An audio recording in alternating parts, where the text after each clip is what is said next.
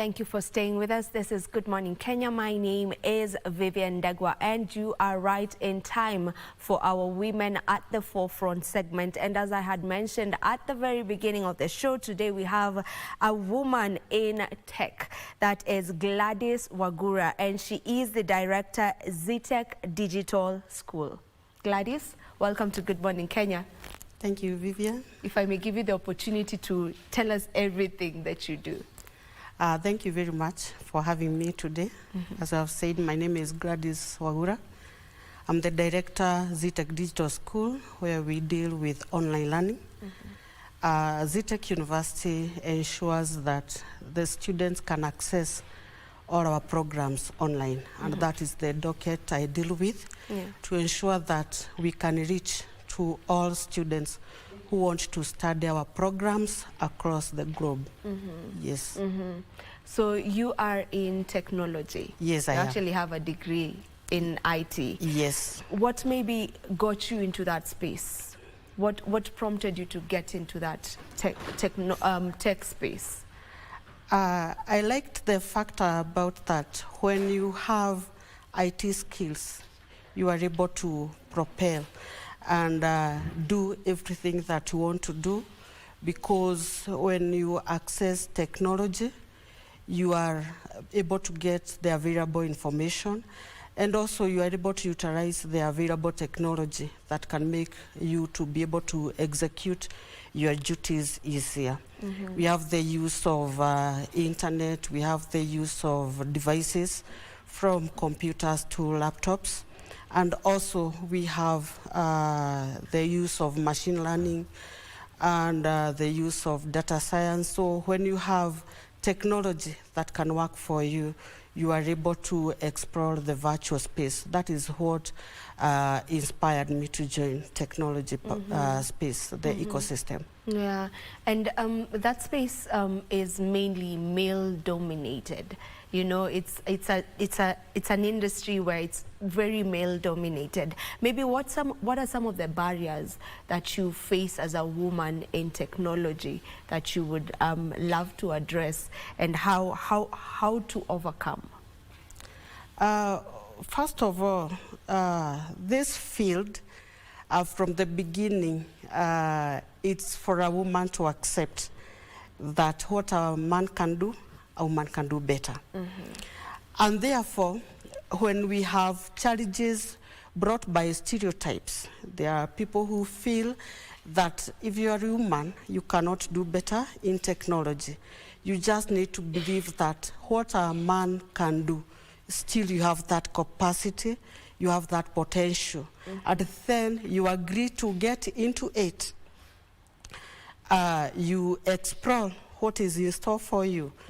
If it is issues to do with technical subjects, you dive into it, you perform the best, and also you have to show to the world and to the people you are working with that it is possible for you to do it, so that we can do away with the stereotype. Then in other cases, there is lack of inclusion, such that those who are at the forefront, they feel if it is a woman, she can't be able to do it. But I thank God for Zetech University. They have given me an opportunity to showcase what I can do together with the other women. And also, we have been doing even mentoring for the women from when they are students and those who are working.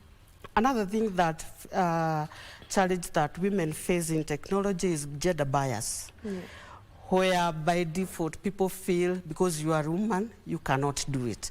So what happens is that you just need to come out and believe in yourself and show to the world that what you can do, I can still do it. And I do believe with this, and when women are given opportunity, they will be able to showcase what they can do. And we have cases of women who have done very well in this field, and therefore people should not shy away from giving women this opportunity.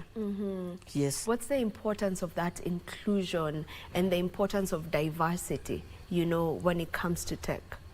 The importance of inclusion is that with enabling women through digital technology, women will be able to share their views, they will be able to access information, they will be able to make decisions, and they will be able to bring what they have on the table. Because when you look even at the virtual space, women come in handy. They have very many businesses that they can do. Yeah. And when we empower these women, we ensure that they can be able to sustain themselves. And with this, they will be able to give the input in the society. And when you empower a woman, I do believe that the accountability levels of women is very high. So when a woman has some income that they can use, when they have some areas where they can make their decision and see to it that they have implemented them, we will have a better society.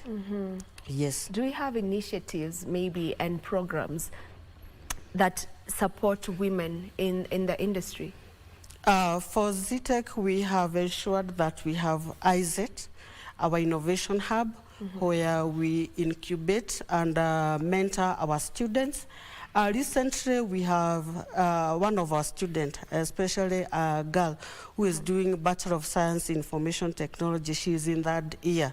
And they did a smart pest deterrent system. So you see, by mentoring them, we are giving them an opportunity to showcase what they have. And this becomes an encouragement even to more girls. And also we have mentorship and ensuring that the women in tech, we bring on board our students and the lecturers, and we bring the industry on board so that our students can be able to showcase what they are doing. So you feel like for us to bring more ladies in the tech space, all it takes is mentorship? Yes, we need to mentor them and to give them an opportunity to showcase what they have. Yes. What emerging techs, what emerging trends in technology do you believe that will come to have a big impact in the near future? Are there emerging trends that you believe will really make a change? Yes, artificial intelligence. It is coming up harder, and we cannot believe that the utilization of artificial intelligence in many sectors, from health, education, in manufacturing, we are having a lot of use of artificial intelligence. So this is a field to watch, and it is an area to utilize. Yes. How do you feel AI will shape, you know, the future in the space of jobs and even our day-to-day life? I want to believe that artificial intelligence cannot remove human existence from jobs, but it can make the jobs better. Because if you have a task that when you use artificial intelligence, you can be able to execute very fast. In fact, through the use of artificial intelligence, you can become more productive. So by using artificial intelligence, we'll be able to ensure that many activities can be executed very fast, and still we give better products, but it cannot do away with human intervention because there are some skills of a human being that are still very, very important and very vital as far as execution of activities are concerned. So it will propel the activities and the productivity, but it will not remove human beings in totality. It can't. You don't see a time when humans will really not have, you know, work to do. I mean, this is the most people are actually fearing, you know, with the involvement of artificial intelligence now that is already here with us. People are feeling like it can come to take over completely. So for you, you don't feel like it can do away with humans completely, like a human being needed? No, it can't completely remove the human beings. What it can do, it is to increase efficiency. And with efficiency, maybe reduce the number of human workforce. But the best thing is that human beings are given an opportunity to reposition themselves. There is what can be done by artificial intelligence, and there is what you can do as a human being better. And therefore, we just need to position ourselves because the advancements of technology are here with us, and they enable us to do and execute our activities very well. And therefore, with that in mind, the bottom line is position yourself in each and every sector. Yeah, and maybe one may ask, you know, how do I position myself in line with AI? How does that look like? Positioning yourself is this, there is this area that I'm offering this service. This service requires human intervention. So what can I do as Gladys to ensure that in this activity, I'm the one who is doing best? I am needed here. Because if you don't position yourself in that role where you will be required, then definitely you may never exist in that role in future. And therefore, also look for opportunities where you can do better more than artificial intelligence. Because when we come to issues to do with emotions, artificial intelligence will never have emotions. So even if it will assist you in solving a problem, still you'll be required to apply emotion intelligence in that activity. You need to work with people. So we will not have people working like machines. They still require some supervision and directions that can only be done by human beings. Yeah. All right, on that note, we'll take a very short break. Don't you go too far. We'll be back to continue with this conversation that we are having at the moment.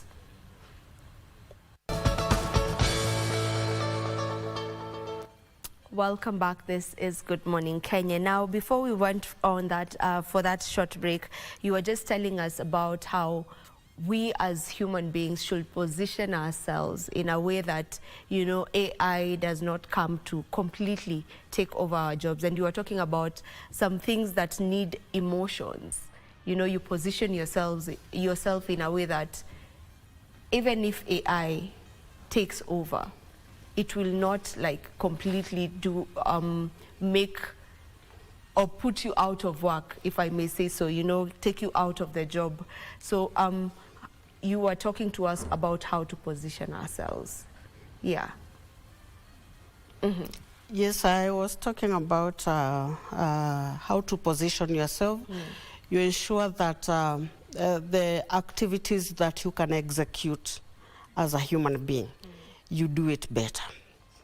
And do it to your level best. And some of the opportunities that we have in this era is you can be able to utilize the digital space. There are very many activities that currently people are able to do online. You can do online consultancy, you can do content creation. There are those people, their work is to ensure that they cover what is happening in the field, and then they share with others. So when you consolidate that, and also still, you can become a mentor. You can mentor others still in your field by ensuring that you are aware of what is required in that field, and then you execute it. Yes. So those are the opportunities that are open, or the opportunities that are there in technology. When talking about technology, we can, and IT specifically, we cannot fail to mention cybersecurity. Yes. You know, and what are just some of the threats that are there? We have issues to do with phishing, social engineering, and where even hackers can come and get your information. And therefore, when accessing especially these sites that are available across the internet, you have to ensure that you have put security measures in your devices. Where you need firewall, you need to ensure that you have installed the firewall. When you need to do encryption of data, ensure you have encrypted your data. When you need to ensure that you have passwords, ensure that you have done them. And also the use of antiviruses, you have to use them. Yes. So that's a way to ensure that you are secure. You have to secure your data. You have to secure what you are doing, so that if you share, in many cases you have heard people saying, my phone has been hacked, do not send money. So you have to be vigilant also. How do you protect yourself from that? On the sites that you are accessing, you don't need to access each and every site that comes your way. And sometimes it is good, there are some security enhancement that you can even check from the URLs that you receive. And also sometimes the content that is shared is the one that triggers more interest towards what many people want to access. So you have to be very careful. You see, this information that is coming on my way, do I need it? If surely you don't need it, do not access a site, and especially if you have put the security measures and you are prompted not to access, kindly do not access, because that is one way. Because sometimes people ignore and say, let me see what will happen. In that case, you are exposed. If it is access of your email, sometimes you find people are told, do not access public Wi-Fi. But they still go ahead and access it. Because sometimes they say cheap is expensive. So you want to access a lot of content, and when you find free internet, you don't even care to know who is the provider of this free internet and what is their intention. You go ahead and access. So you sometimes need to know before you utilize any resource that is free, and especially internet, you have to take caution so that you don't find yourself exposing yourself. Is there a way someone can just know? Can you just look at, and can you, is it possible to know that this one could be a threat? I had said earlier, you need to install the security measures so that if you have an antivirus, whenever you want to visit that site, you'll be prompted. If you have a firewall, you will be prompted. So once you are prompted, do not go further, because you are even given an opportunity. If you want to proceed with an insecure site, you just proceed. And also there are some messages that are shared across without being, you have not subscribed to a certain service, then a person sends you a link and you just go ahead and access. Sometimes these links are shared through those channels. Yes. All right, and still on that, you know, with this era of social media, it has its good and its bad, you know, and we've seen specifically, if I may talk about Twitter, you know, like there's a lot of bullying. Is there a way that one can like shield themselves?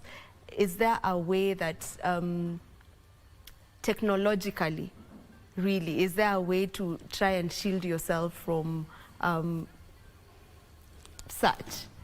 Sometimes I just think to some extent a person needs to develop something, skill, and especially when you know what you have shared is legit, and what you have shared is the best of yourself.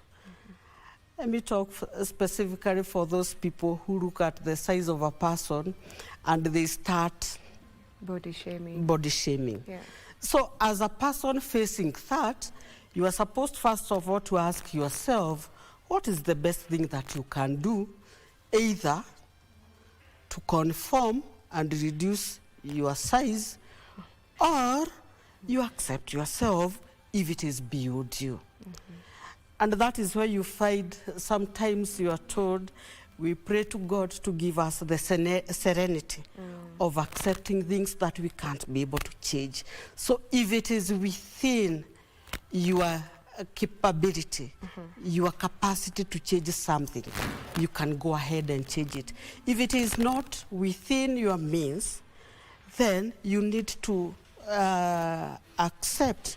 And with acceptance, and also sometimes we need to face this life with a lot of positivity. People are facing very many things. So when people are facing very many challenges, sometimes even you don't know what to do. So you need to have a person that you can work closely with. There are those people who work with counselors, there are those who work with peers, there are those who work with mentors. So you just need to know, in this area, who can I tackle with this best? Yes. All right, as we come to a close, maybe how can one stay empowered and informed in this increasingly, technical, tech-driven world, technology-driven world? In this digital economy, this digital space, we'll have a lot of information from boot camps that happen, from access of information from the internet. And also this technology has enabled people to reach far and wide as far as learning is concerned. So you can access education across the globe. If you need any information, it is easily available. What you just need to do is to get into it and then you read further. Because sometimes people don't want to read, and that is where the challenge comes in, because information is there, but if you don't access it, it will be of no use to you. So you just need to access this information and utilize it. Yes. All right. So at Zetech Digital School, where you are the director, maybe what do you offer in terms of technology? At Zetech University, through Zetech Digital School, we offer our learning anywhere, anytime, through the use of synchronous and asynchronous mode of learning. We have our e-learning system, the learning management system, and we ensure that the courses that are offered across the 3 schools, we have the School of ICT, Media and Engineering, we have the School of Business and Economics, and we have School of Hospitality, Education and Social Sciences. So all the programs that we offer for our regular students, we ensure they are accessible online so that we can reach to that student who want to study, but because of one reason or another, they cannot be able to come to Zetech University. So we reach out to them. Also, we have ensured all our technical courses, Bachelor of IT, Bachelor of Software Engineering, they are accessible through the e-learning platform. And also we are looking forward to ensure that we have master's programs. We are working on computer science, information technology, and also PhD in computer science, so that we increase our offering in this technical field. We have also ensured that we have an innovation hub. We have a section called IZET, where we mentor our students to do various innovations in the university. And therefore, those people who feel that they are very far from the university, they cannot be able to come physically, we have opened doors for them, and we tell them they can learn anywhere, anytime. So we welcome them so that they come, we invent the future together, and we don't have a limit because internet has enabled us, and you can access our site just using a basic phone. So that is how we have made this inclusion in education and accessibility to education very possible. Yeah. Yes. You know that right now most pupils, most students haven't resumed school, you know, because of the floods that we have been experiencing. Most of them haven't gone back to school. Do you feel like online learning is the way to go? And do you feel like we should look more into it now? From the time of COVID-19, it opened a door and an opportunity to ensure that moving forward, we don't have to close the doors. If we close the doors physically, we open them online. What we need is to people accept that technology is here to stay. And what is done online is similar to what is done physically. And that is why I told you that at Zetech we do what we call synchronous. That is, we have video conferencing session.